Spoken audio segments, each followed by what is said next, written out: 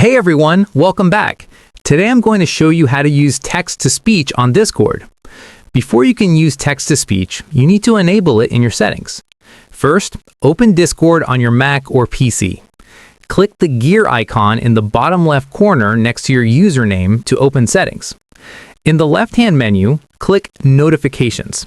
Scroll down until you find Text-to-Speech Notifications. From here, choose either for all channels or for the currently selected channel. Choosing all channels means you'll hear text-to-speech messages everywhere, while the selected channel option limits it to just one channel. Next, click Text and Images in the sidebar. Scroll down until you see Allow Playback and Usage of the /TTS command, and turn that option on. Now, text-to-speech is enabled. To use text-to-speech, go to the channel where you want to send a message. In the message box, type /TTS, then add a space and type your message. Send the message. Your message will appear normally in the chat, but Discord will also read it out loud using a voice bot for everyone who has text-to-speech enabled. And that's how you use text-to-speech on Discord.